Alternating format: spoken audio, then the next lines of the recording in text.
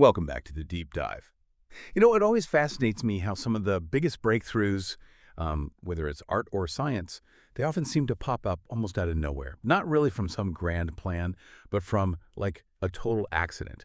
And today we've got a perfect example of that. It's not just about a surprise origin, though. It kind of reminds you how real innovation can happen in the shadows, right? Where ideas, intellectual property, it's all shared through, like, word of mouth, shaping a whole culture way before any legal market even exists. So today we're digging into the, well, honestly, pretty surprising Florida beginnings of two absolutely massive cannabis strains, Triangle Kush and OG Kush. I mean, these names are everywhere, huge. But where they started, much quieter. And incredibly connected in a way most folks just don't realize. Yeah. Exactly. And our mission here is to, cut through all the rumors, the stories that have been floating around for decades. We want to trace the real path of these two legends. We're talking about one specific unplanned event way back in 1991 in this one house down in Florida. And we're using firsthand accounts, verifiable stuff, to piece together how it all went down, to really find the true cradle, you could say, of these strains. It's about understanding not just what happened, but how these incredibly important genetics came from somewhere so, well, unexpected, almost improbable, especially back then when nobody was really writing this stuff down formally. Yeah, and the sources we're leaning on, like the work Nug Notes did in Florida Cradle of Cannabis Legends, this isn't just guesswork. It's solid research put together by talking directly to the people who were actually there right at the start, confirming details. This is basically history told by those who lived it. Okay, let's unpack this then. So transport yourself back. We're talking Boca Raton, Florida. The year is 1991. And there's this particular house, right? You got this kind of legendary name later on in the book, is 432 House.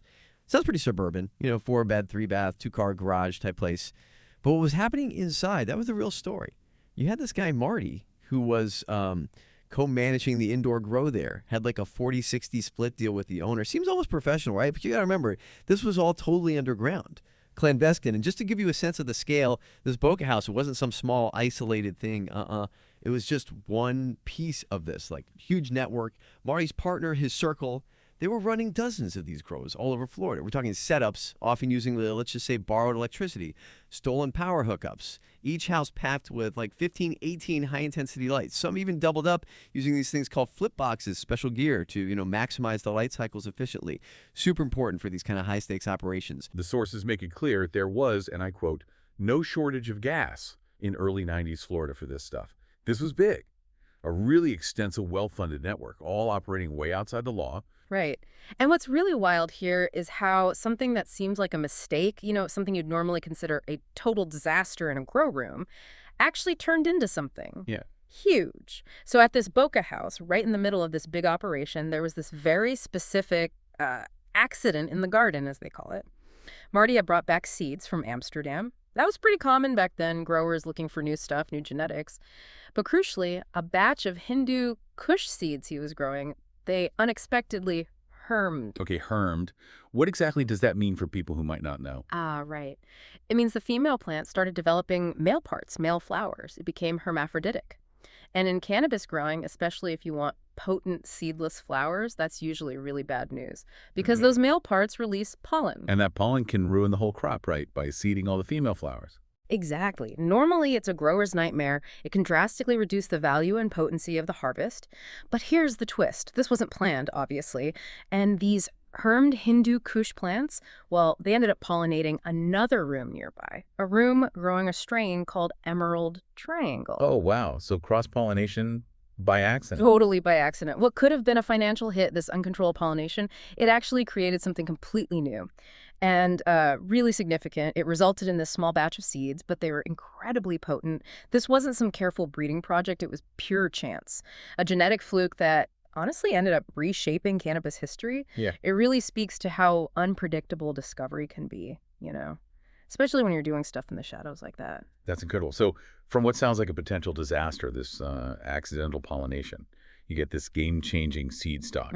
Just amazing potential for a mistake. And you said from that small batch, 2 specific keepers came out. 2 plants that changed everything. How did they even spot those in, like, pounds of harvested flower? Yeah, exactly. So after the harvest from that Boca house, the flower gets processed, dried, cured, and then it was pieced out, basically distributed for sale. Another key guy, Sherp, also known as Captain Kirk, He handled a lot of that distribution. And it was somewhere in all those pounds of finished product that these specific seeds were found, which is unusual, right? Normally you don't want seeds in the final product. Right, usually a sign of lower quality back then. But here, someone noticed these few seeds, and among them, 2 stood out. 2 individual seeds, the keepers, each one carrying this unique genetic code that turned out to be, well, revolutionary. Okay, so this is where the story splits. 2 seeds, 2 paths. Let's talk about the first one. Right. So one of these key seeds was found by a guy named Dax. He was a tattoo artist. And his seed, the plant grown from it, became what that Florida circle just called the Triangle. Simple as that. The Triangle, not Triangle Kush yet. Not yet, no. That label, Triangle Kush, that came later as it got more known. But this was the direct ancestor, the origin. And pretty quickly, cuts, clones, exact genetic copies of the triangle started getting shared. Marty got one, Captain Kirk got one. It began circulating within that trusted Florida network. That's how its journey started. Kind of like a shared secret, a prized possession among a select group. Okay, so the Triangle starts making the rounds within the Florida scene. Yeah. But what about the second seed, the other keeper? That's where things get really interesting. The second crucial seed was found by Alec Anderson, and Alec's seed grew into the plant that would eventually become world famous as OG Kush, a name that carries its own weight, its own mystique. OG Kush. And people still debate what OG means, right? Yeah. Original bankster, ocean grown. Exactly. Lots of theories, but everyone agrees it means like top-tier stuff, authentic, the real deal. But here's the big difference from the Triangle. Alec, he kept his discovery private, very private. For a long time, hardly anyone even knew this plant existed. He didn't share it widely at first. Really? So, complete opposite approach. Totally. That secrecy created this whole aura of mystery around OG Kush's early days. Made tracing its origins much, much harder later on. It's like, 2 siblings from the same accidental birth, but one lives out loud and the other stays hidden. That makes sense. So if we zoom out a bit, you've got both the Triangle and this secret OG starting out in Florida. How did they spread from there initially? Still within the state? Pretty much, yeah. For a while, they were Florida's elite secrets circulating within that underground scene. They built their reputation there first. A lot of that original Boca harvest Marty was handling, including where those seeds came from, actually moved north, up towards central Florida. And from there, Sherp Captain Kirk, he was really instrumental. He helped redistribute those genetics, sharing cuts, getting them into the hands of other serious growers around the state. So both strains kind of got their sea legs, so to speak, within Florida first, became local legends before they exploded onto the national scene. Okay, so they're building this buzz locally, Florida legends first, like you said. But then how does something jump from being a Florida thing to this massive West Coast phenomenon? That's a huge leap. Was there like a specific moment or person that made that happen? There absolutely was, and that brings us to 1996. That year was the turning point, the West Coast migration, as we call it. This is when things really started to go national and then, global eventually. A guy named Matt Berger, another really important figure in this story, he's the one credited with eventually taking the OG plant Alex Fine and its clones all the way out to California. Wow. Literally carrying the future in his pocket, basically. You could say that, yeah. He transported these incredibly valuable genetics across the country. And once it lands in L.A., boom. Or did it take a while? Well, it needed the right people, and it found them. Once OG Kush hit Los Angeles, this amazing group of people really grabbed onto it and basically pushed the name OG Kush into legend. Right. It wasn't just one person. It was this whole network, this collective effort, people who recognized how special it was. Like who? Who were the key players out west? Oh, you had names like Josh D. He's super famous for really dialing in how to grow OG Kush on the West Coast, maximizing its potential, setting that gold standard for quality. Huge name. Okay. Then there was Kenji, Swore from the Cali connection. They were crucial in breeding and distributing. OrgnKid, Wick 650, Redline Reserve. These guys were like evangelists for it, sharing clones, trading secrets, building its reputation block by block. So the growers were key. Absolutely. And then you also had cultural figures stepping in, like Be Real from Cypress Hill. He didn't just rap about it. He helped make OG part of the whole West Coast vibe, synonymous with top shelf quality and, authenticity. Right, embedding it in the culture. Exactly. They took this thing that started as one secret seed in Florida and turned it into an international icon. They really made it famous. It's wild how a hidden hidden origin can get so overshadowed by later fame. Yeah. You mentioned even the original Florida guys like Marty and Captain Kirk didn't know the full story for years. Yeah. Why does that happen? Yeah, it raises a really important question, doesn't it? How do these crucial origin stories get so, well, lost or tangled up over time? For years, even Marty and Captain Kirk, who were right there at the beginning, they didn't fully connect the dots between Alec Anderson's private find and the OG Kush that was blowing up everywhere, especially out west. So they knew about OG Kush, but didn't realize it came from that specific seed Alec found back in Boca. Precisely. The details of Alec's discovery, him keeping it quiet, that direct line back to the 1991 accident, that part remained kind of fuzzy for them. The whole West Coast OG narrative was just so strong, it actually only became clear to them, believe it or not, about 5 or 6 years ago. Maybe a little more now. No way, that recent. Yeah. It took direct confirmation, sitting down, piecing together memories and details directly with Alec himself, comparing notes after all those years. It just shows how easily vital history can slip away, especially in, an underground scene without formal records, even among the people most involved. It's a real challenge documenting history when everything's off the books. It really is fascinating. Like, for decades, the story was all about California. Were the Florida roots just forgotten? Or maybe even, deliberately downplayed because of the illegal context back then? Well, yeah, the West Coast story definitely took center stage, and the Florida origins kind of faded into the background, maybe seen as just rumors or unconfirmed tales by many. Plus, people move on, networks change.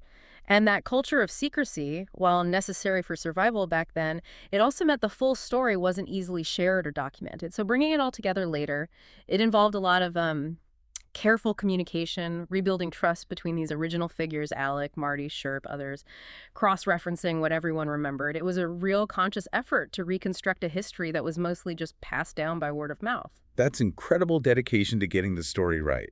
And thankfully, it didn't stay buried. This confirmed account, connecting all the dots, it eventually came out publicly, right? Setting the record straight for everyone.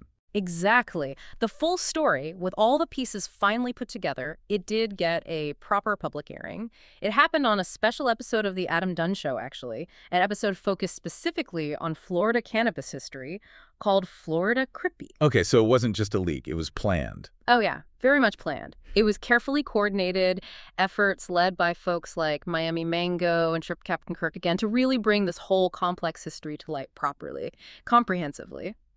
And the absolute key part, Alec Anderson himself, the guy who found the OG seed and kept it quiet. He was right there on the show confirming the details live on air. Wow. Direct confirmation from the source. Yep. That testimony was crucial. It solidified the whole narrative, gave it that definitive public proof, make sure this incredible origin story wouldn't get lost to rumors again. So there you have it. I mean, what a journey. From one single, totally unplanned event, that Boca accident in 1991, you get these two global titans, Triangle Kush and OG Kush, sharing the exact same Florida cradle. It's really amazing. Two seeds, two completely different paths, but all from one historic, accidental moment that just changed everything in that world. A real testament to the power of genetics. It really is. And this whole story, it just underlines how often the really big breakthroughs don't come from careful planning in a lab somewhere. They come from, the most unexpected situations, a bit of chance, a bit of chaos that looks like destiny when you look back. And for these kinds of legends born outside the system, the patent office wasn't some government agency. It was basically the shared knowledge, the collective memory, and the sheer dedication of this passionate community of growers. That's a great way to put it. Yeah, and it also shows how cultural adoption, like what happened with OG Kush in LA with that crew and figures like Be Real, can be just as important as the initial discovery itself. Taking something amazing and making it famous, turning a local mistake into something the whole world wants. Absolutely. And it really makes you wonder, doesn't it, how many other accidental legends like this might be out there still waiting for their true stories to be uncovered? Not just in cannabis, but anywhere innovation happens off the beaten path without formal records. It also just highlights the incredible power of a community, their collective memory, their effort, not just finding something amazing, but sticking with it, sharing it, elevating it from a local secret to something known worldwide. Makes you think, what other profound stories are still out there just waiting for their own deep dive? Something to consider. Thanks for joining us today.